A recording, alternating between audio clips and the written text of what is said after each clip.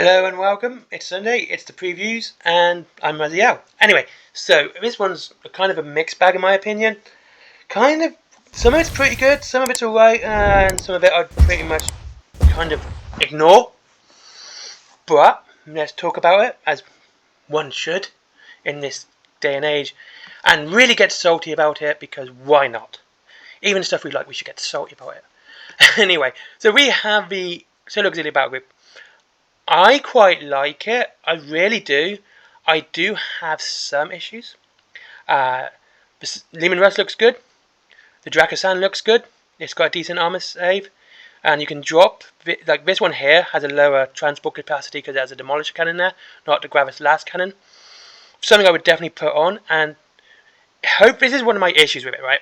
Now, anyone who bought the Age of Darkness box will know straight away that the Contemptor Dreadnought and I believe the Spartan Land Raider had bits missing. Not deliberate bits, like bits of track, but had sprues missing, so you couldn't use everything that's in the Liber Astartes book because they just couldn't use certain weapons they didn't put in there.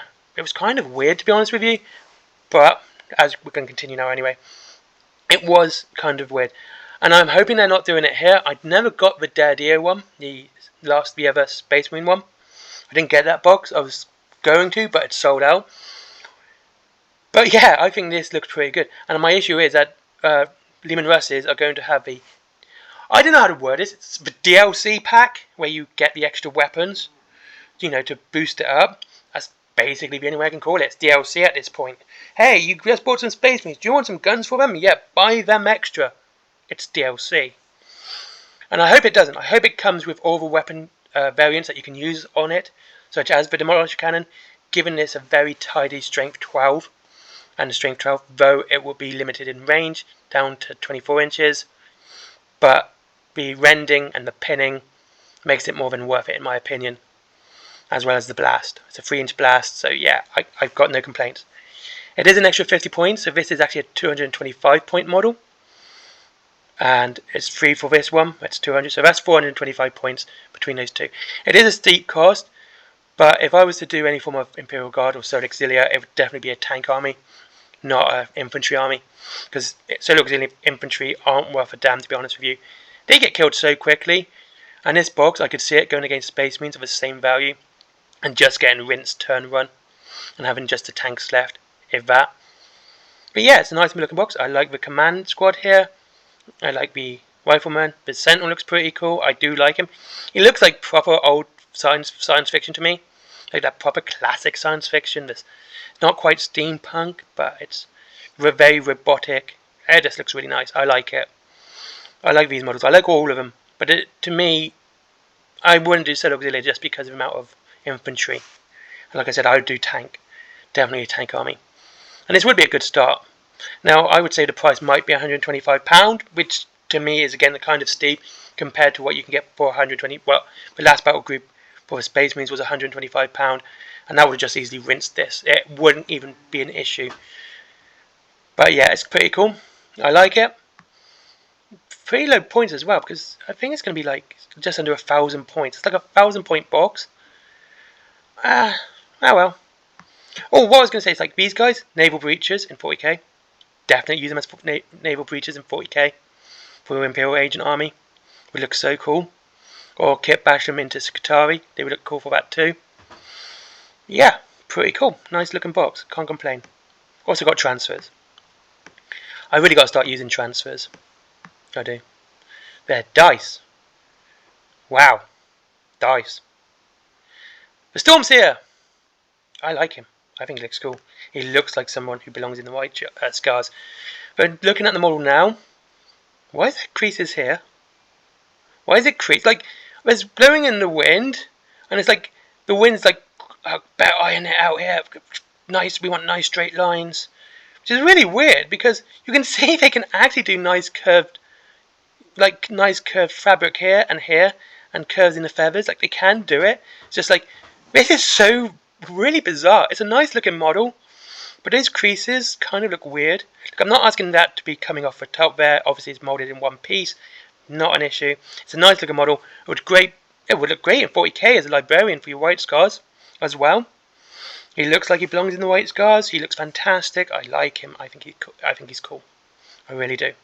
And his head is actually, that's a nice looking face, which is really nice. Just a nice. This would tempt me to do White Scars if I could paint white. But no one can paint white. That's Photoshop.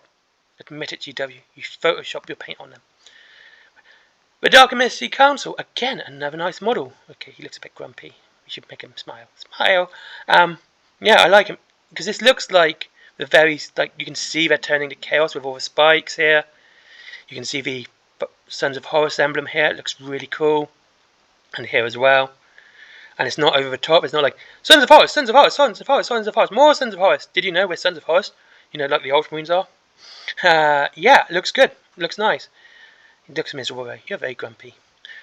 Like this head on, this skull here. It looks like you can see their chaos now. This looks like very much a chaos army. Well, that kind of does bring in a bit of issue with Horus Heresy, because this is obviously late Horus Heresy when they are turning to chaos, rather than early Horus Heresy, and that's just really my issue, to be honest with you. It looks good, but you see what I mean? Like, see how it's all nicely curved again? It's nicely curved, not creased. But when you go up to the Stormseer here, he's a nice model, but crease, crease, crease, crease, crease. So nice and neat. The Wind on Mundus loves the White Scars. Wants them to look tidy at all times. Also, tactical rock? No tactical rocks, because you're a traitor. Traitors don't get tactical rocks. Apothecaries. And I'm kind of two minds about this, because they look good. They look like apothecaries. They look like they do the job. But I built my last one, and I don't really have a need for another one. I mean, they look cool. And they're actually apothecaries that can apothecary, unlike the apothecary by Lodius in 40k. Yeah, they look good. They look like nice apothecaries. I do like this one. But he looks like an Iron Hands one to me. This would be an Iron Hands to me. I would have painted him Iron Hands to show him off, because that's what he looks like. But yeah, he looks cool. Lots of little bumps and pee-zips. Cool. Bone Dragon, I've spoken about with this before. Take the wings off, make it a dragon. Make it a crocodile. There you go, that's all I would do. It looks nice. But again, like, it's got some movement on it, but the tactical rock, this is my issue with tactical rocks, and it always will be.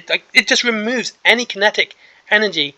Well, it obviously doesn't actually have kinetic energy, but you know what I mean, metaphorically speaking. Kinetic energy from a model. It would look like it would be really cool moving if that wasn't there. Like it was actually stalking across the ground. That would look really cool. But this rock just kind of just grounds it and just removes all of that. Yeah, it looks nice. Leech Priest as well. So you got two motives. Nakath, Embassy of Cetra. Yeah, looks nice. I don't know what you want me to say about that. Quite, desiccated. Like the Egyptian look. But this feels very Necron. I know Necrons are meant to be Egyptian. I get that. Alright, I get that. But this looks very Necron as well. Like all these scarabs. I mean, it looks nice. I've got no complaints. And this seems a bit overkill, to be honest with you. All of this seems a bit overkill. Like, really. But yeah, it looks pretty cool. Can't complain. But these are returning. Which is pretty cool, actually, because you have lots of choice in this. You do. Again, with the horsemen and chariots, they're returning as well. I mean, I'm not really that excited, to be honest with you. I did Tomb Kings when I was younger. But I'm not overly excited. I mean, they look good and they're cool to play. But yeah. Returning metals. Well, the horses are plastic, by the way, just so you know. But yeah. You have a chariot. Yeah, Tomb King and a chariot. This doohickey and him. Why does he look a lot fresher than the other Tomb Kings? It's like, he just looks like he just got woken up from a kip. It's like, and now he's just going to whip people. And this is how they built the pyramids. With really, really long whips. Yeah, you got the whip building Necrotect, Tomb King on a chariot, and the Prince, specifically Prince Apophis. I got that wrong. But yeah, looks cool. I do like this though. This looks really creepy. Reminds me of the Mummy. Yeah, it looks cool. Yeah, no complaints. Now this is actually pretty cool. Tomb Kings Khemri Resin Remasters. I wonder how many people read that and went, oh no, fun cast. It's not. It's Forge World, which is great. But it also means very expensive, and expensive. That means it's just the price is going to be so high on these. I hope it's not. I really do. I hope it's kind of decent. But I got a feeling these are just going to be superly high priced. Like that's going to be around about £36, I think. £35. He's going to be £27.50, £27.50, £125. I wouldn't even want to wish these prices because I think they're just going to be so high because they're going to be forged world resin, not fine cast, which is great. And that's because they were made in fine cast. But this guy was actually made in metal.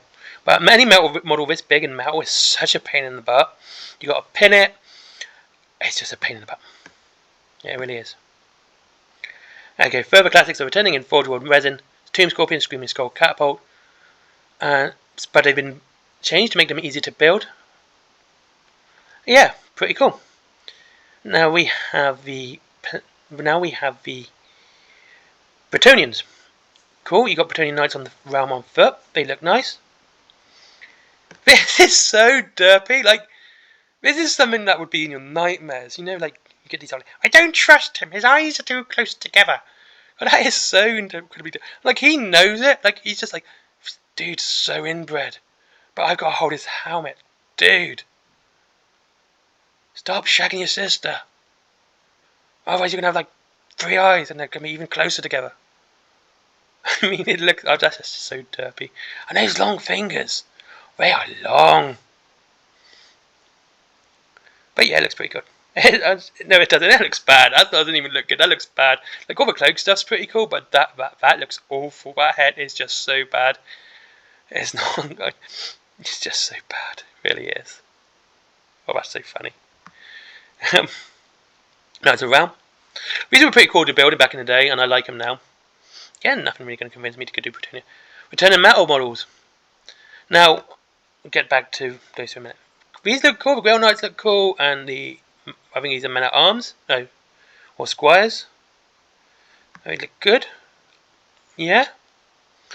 You have your magic people here. Looks like an elf. Totally not an elf, but an elf. And I'll tell you what, this saddens me. And it sounds weird, because I love this Green Knight model. And honest, this would be one of the few models I'd get for Bretonnia, and probably would do a small Bretonnian force around him, because he's such a cool looking model. And spoiler, it's Gilles de Breton. Yeah, such a lovely model. But the fact is, because he is so iconic and so loved among the Bretonnian fan base, I can see him being sold out so quickly and going on eBay. Because they're not going to limit it this one. They're not going to make it limited edition. They can't make it by one per customer. He's going to sell out, and it's going to be absolutely heartbreaking for everyone. White Dwarf. Yep. Actually, let's talk about no limited edition book, but they've actually kind of listened this time. It's not signed by John French, so you might actually get a chance of getting this one. I looked at this in Carmine when that came out as limited edition. I didn't really see it on eBay, so hopefully we'll see the same thing here happen. I mean, that's pretty good, because people, honestly, think about getting your book signed. The best bit isn't buying the signature. You know, it's going to the, like Comic Con or like a games convention with the game or the comic or the book, and having them sign it personally in front of you. That's what makes it cool.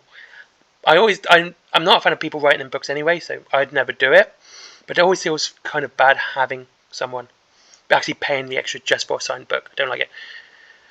Oh, classic Warhammer art prints. But they're actually Codex covers this time. Surprise. I still have this one, I still have this one, I still have this one. No, I actually do. I still have those three. And the 3.5 Chaos Space Marine Codex as well. You know, the best Codex. But yeah. I tell you what, I actually got a theory about this one. I got a feeling it actually lost the initial artwork for each of these, which would look better as prints rather than like Codex. And that's what they did. They lost the artwork, so they kind of had to go, let's print the Codex covers. And they do look really nice. Like I said, they do look cool. That Clipchamp book is really good. If you ever get a chance to read this, read it. But no, oh, there's the Impi card one. Here's the Impi card. Nice artwork too. Look good on the wall. I still have this. I still have this. I still have this. And I still have this. Yeah, I do actually. I still have those 4 books. 1, 2, 3, 4. Oh, yeah, now I have this one, 5. Yeah, they look nice. This is one of my favourite Dark Elf artworks ever. I really do like it. That's Malekith on the front. I would have preferred the other Skaven book, which looks a little bit different from this one. Because I have the previous Skaven book as well. Oh, I have this one as well, but I have it without the border. So I have all this artwork. Most of this artwork anyway. Yeah, it looks nice. And that's it. There you go. That's today's solar preview pre-order. Like I said, it's pretty good. I quite like it. There's some issues with it, like the price of a Solar Auxiliary battle group would be up in hands. And yeah, I do like it, but like I said, if they want you to buy extra to improve the Leman Russ, feels like they're just starting to do DLC at this point, and that's it. It's not something I'm a fan of. I'm not a fan of DLC in video games. I honestly do wait to buy it later. Like, I waited like 3 years before I got Fallout 4 just so I could buy it on sale with all the DLC. It's like the same with Skyrim. I waited till that came out with all the DLC, then I bought that. And it just feels like they're kind of not selling you the full product, and I don't like it. I mean, it's a good box. And like the Storms is fantastic. Like the Duck Emissary looks cool. The only real problem is like that Lord for the Bretonians. He looks so derpy, it's not even funny. And yeah, thank you very much for watching. I hope you enjoyed this video. Kind of cool day. I hope you do enjoy it, and I'd like to hear your thoughts as always. I'd like to read your comments down below. How would you equip your Dracosan and your Leman Russ? Do you like the White Scars Stormseer? Do you like the Dark Emissary? Is that Lord going to haunt your nightmares forever? And I'll see you all again soon in the next one. Don't forget, links to Rain Games down below if you wish to save money on your Warhammer. Free delivery after £20 and up to 20% off your Warhammer. There is, what else? Forbidden Planet as well for comics, DVDs, etc. etc. My comic, if you want to see Little Red Riding Hood, just go ham on a bunch of cyborg werewolves and Lovecraftian monsters. And finally, there is my merchandise, t-shirts, comics, stickers, that's the one, and everything else in between. See you all again in the next one. Bye bye.